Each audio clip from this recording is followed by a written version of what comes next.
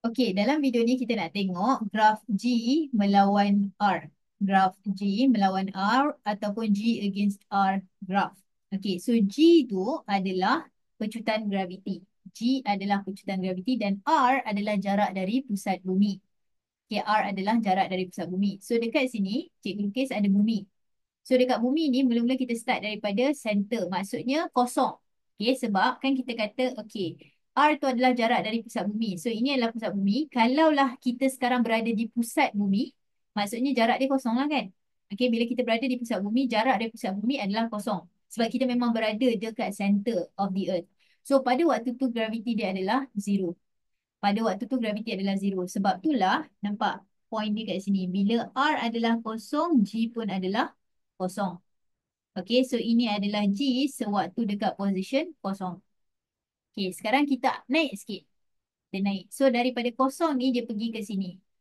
Okay, so sekarang ni adalah setengah daripada jejari bumi. So kalau korang tengok dekat sini, katakanlah ini mana setengah. Ha ni. Okay, ini adalah setengah daripada jejari bumi. Okay, sebab ini adalah R kan jejari. So katakanlah lebih kurang setengah. So bila dekat setengah, ini adalah G sewaktu dia setengah R. Okey, kalau nampak dekat sini, makin dia jauh. Maksudnya dekat sini, makin bertambah nilai R, makin bertambah nilai G. Kan? Daripada kosong, tiba-tiba ada value. Okey, naik lagi. Okey, naik lagi setengah. So, sekarang dia berada dekat R. So, ingat, R tu adalah dekat kedudukan permukaan. So, pada waktu R, kita tengok dekat sini, dia punya G adalah dekat sini. Okay, so ni adalah G R kita. Maksudnya G sewaktu dia berada di permukaan. Okay, so kalaulah ni planet bumi, korang kena tahu ini adalah 9.81 -2. Sebab soalan boleh tanya berapa nilai G. Korang tak boleh kata, oh saya tak tahu sebab tak ada maklumat. Tak boleh. Sebab atas permukaan memang nilai dia adalah 9.81 untuk bumi lah. So kalau perasan setakat ni R bertambah, G pun bertambah. The higher you go, the higher the gravity. Daripada pusat yang kosong, naik sampailah dekat permukaan. Tapi kalau kita tengok dekat sini, makin dia naik, maksudnya R, lepas tu dia pergi naik lagi jauh. So dia meninggalkan permukaan bumi. Apa yang berlaku adalah, tengok dekat 2R, ini adalah dia punya gravity. Ni adalah G sewaktu dia dekat 2R. Tiba-tiba dia turun. So, point dekat sini adalah sewaktu dia berada dalam bumi, bila R tu bertambah, G pun bertambah. Tapi sampai je dekat permukaan, bila R tu bertambah, G tu akan berkurang. Jadi ini adalah kita punya graf. Okay, sebab itulah kalau kita tengok dekat dalam TV ke dekat YouTube ke kan, kita tengok oh ada angkasawan dekat dalam satelit kan. Angkasawan tu dia terapung. Kenapa dia terapung? Sebab dia jauh dari permukaan bumi. Jadi graviti dah berkurang. Okay, so dalam exam macam mana dia nak tanya pasal graf ni? Satu dia boleh suruh korang sketch lah. Okay, dia kata okay, lakarkan satu graf daripada pusat bumi sampailah ke satu ketinggian. So inilah rupa graf dia. Okay, tapi paling biasa sekali dia tanya soalan objektif. Okay, so dalam soalan ni hati-hati. Ni hati-hati. Okay, korang try tengok dulu. Baca dulu soalan. Fikir jap. Okay, dia kata graf mana yang menunjukkan perubahan pada G. Okay, which graph shows the changes of gravitational acceleration at a point from the center. Maksudnya kita nak start daripada zero. Okay, sampailah ke permukaan bumi. Until the surface of the earth. So, yang mana satu jawapan dia? A, B, C, D. Okay, kalau tengok graf tadi dan kalau kita tak berfikir, jawapan kita adalah B, bola. Betul? Okay, salah. Kenapa salah? Sebab, tengok dekat sini balik. Okay, soalan minta daripada kosong sampailah ke permukaan bumi sahaja. Soalan minta daripada kosong sampai ke permukaan bumi sahaja, which is sampai sini sahaja. Jadi, ini sahaja graf yang korang nak.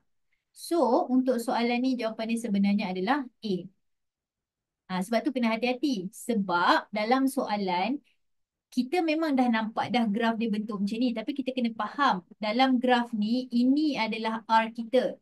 Okey, bila lepas je daripada tu, dia dah bukan R dah, dia dah lebih daripada R. Contoh 2R. Nampak? Dia punya ni berkurang. Tapi dalam soalan dia hanya minta sampai surface sahaja. Dia hanya minta sampai permukaan bumi sahaja. Jadi straight line je lah. So jawapan dia adalah A, ayam. Macam itulah cerita dia untuk soalan ini.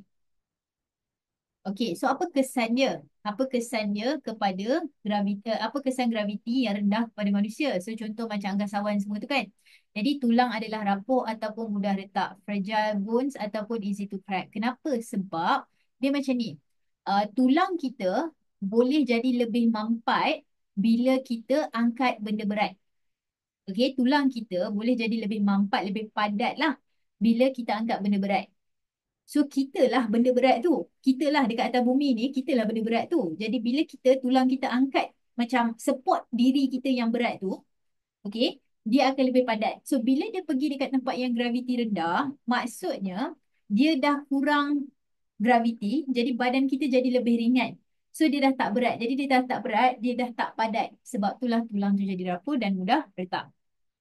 Okay. So, tekanan darah rendah. Tekanan darah jadi lebih rendah tu, reason dia, okay, bukanlah rendah sangat, tapi rendah lah. Reason dia adalah sebab, okay, tujuan jantung pam darah adalah untuk pergi ke otak. Betul? Okay, seluruh badan lah, tapi mostly pergi ke otak. So, bila graviti rendah, darah tu, bukanlah darah tu floating, tapi darah tu graviti tak tarik ke bawah sangat. Jadi, senang untuk dia pergi ke otak, senang untuk dia pergi ke atas. So bila dia senang nak pergi atas, jantung kita tak payah beria nak pump darah sampai naik atas tau. Okay, sebab kalau dekat dalam bumi, dekat atas bumi, jantung tu dia kena lawan graviti untuk push darah tu pergi ke otak. Tapi dalam kes ni tak perlu. Relax-relax je. Jadi tekanan darah lebih rendah. Okay. Pembentukan otot berkurang ataupun muscle building is reduced sama konsep dengan nombor satu tadi. Sebab nombor satu tadi, cikgu kata tulang kita padat bila badan kita berat. Okey, sama dengan kes ni. Bila dia low gravity, maksudnya badan kita jadi lagi ringan. So, senang je lah nak bergerak. So, kuranglah muscle building tu. Okey, sebab kalau macam contoh dekat atas bumi kan, orang nak bentuk kat otot, dia buat apa? Dia angkat benda berat. So, bila kita dah jadi ringan dekat atas, dekat bulan ke mana-mana kita jadi ringan. So, pembentukan otot dia berkurang. Dan last sekali adalah cecair badan berkumpul bahagian atas badan. Logik lah. Okay, sebab dia macam ni. Graviti cuba tarik benda ke bawah. Tapi bila graviti dah kurang, benda tak turun sangat lah ke bawah. Ada, tapi kebanyakannya boleh stay dekat belah atas. So, cecair badan berkumpul bahagian atas badan. Body fluid accumulate in the upper part of the body. Okay. So, macam itulah ceritanya. Oh, fun fact. Dekat sini, selepas dia ada kembar tau. Dua orang angkasawan. So, lepas dia balik, okay, dia 2 inci lagi tinggi daripada kembar dia yang stay dekat bumi. Kenapa? Sebab dekat angkasa tu, okay, basically, dia punya badan tu macam stretch, tak mampat tau. Dia macam stretch lah lebih kurang. So, dia 2 inci lagi tinggi. Okay, sebab lama dia dekat atas. Tapi dia bukan forever. Bukannya macam, oh, kalau nak jadi tinggi kena naik ke angkasa. Tak, sebab bila balik, graviti dah tinggi balik. So, dia akan jadi rendah balik lah. Okay, so itulah ceritanya pasal graviti. So kat sini korang dah belajar pasal dia punya graf. Lepas tu korang dah belajar pasal dia punya kesan graviti rendah kepada manusia. Okay. So dalam video seterusnya kita akan tengok contoh soalan lah. Kita akan tengok contoh soalan yang berkenaan kalau dalam exam macam mana dia nak tanya pasal pecutan graviti.